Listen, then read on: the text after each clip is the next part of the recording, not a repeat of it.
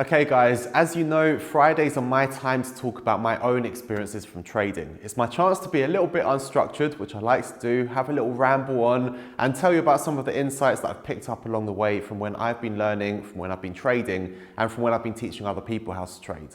And so in last week's video, in the comments section, someone requested that I do a video about my trading routine, my daily routine. And I replied saying, yes, I would do it in the next one, which is today. But unfortunately, I'm gonna have to sort of steer away from that one because something else has come up which I want to speak about. So I'm very sorry, James. I promise you it'll be in either next week's or the week after's video on Friday.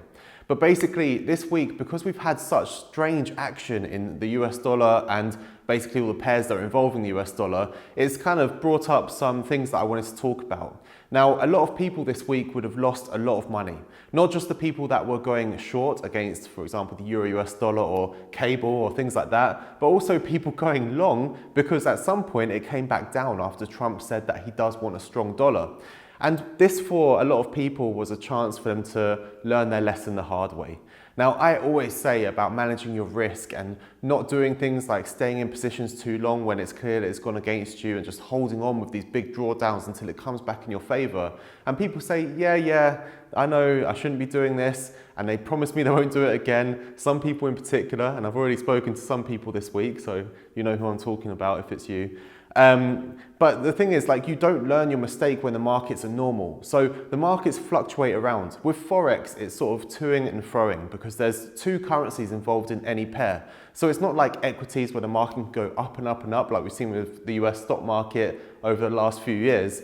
But with Forex, it goes and it comes and goes. And so people can get away with murder. They can open a trade and hang on to it for a long time. And if it's trading in a range, or even if it's not, the waves are going to come back and eventually they'll be able to close their position at break even or a small profit. And sometimes they've even got a huge position size they're over leveraged because they've scaled into the position trying to get a lower average price.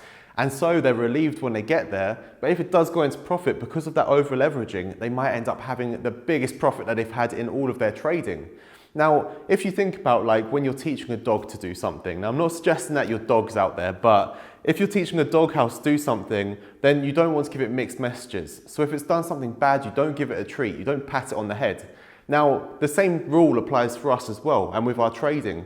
If you sort of reward yourself when you do something wrong, you've made a lot of money, then subconsciously it's reinforcing that you should be doing that same thing again. Or, you know, if you get away with it, if you make a mistake and you end up like skipping your stop loss and just letting the position run, and it comes back and, you know, eventually you end up in profit again when you were in a huge loss for a while, then it's kind of rewarding that behavior and it's saying that that's kind of just your trump card. I keep using that term this week. It's kind of like your trump card. So if anything goes wrong, you can always like get an average, lower your average price by entering again lower and wait for it to come back and you're fine.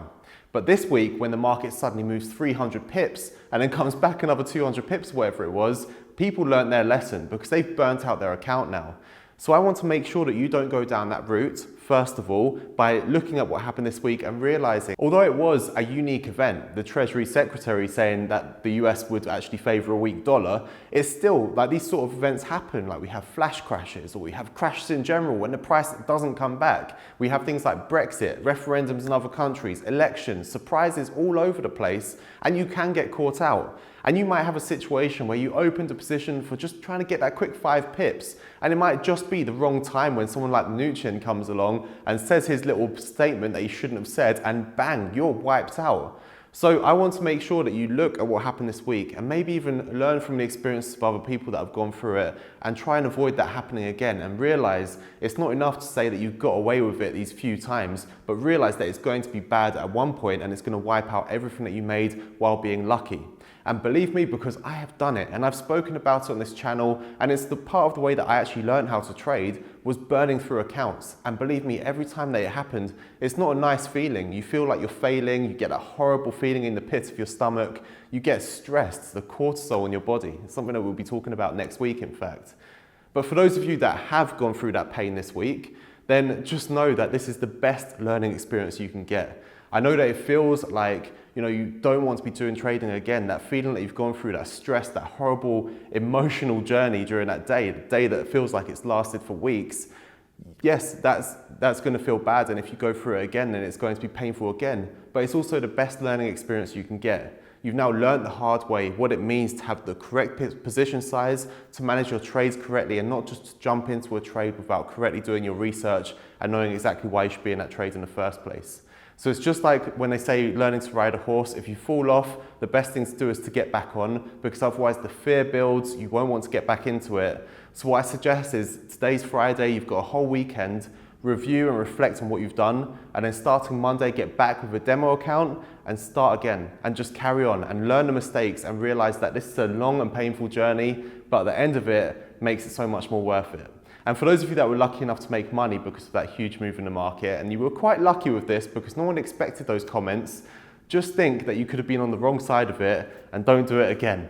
So anyway, guys, that's all for now. I thought I'd keep it short and sweet. So have a great weekend. I'll be back tomorrow with the news video, but otherwise, I'll see you soon. Thanks for watching.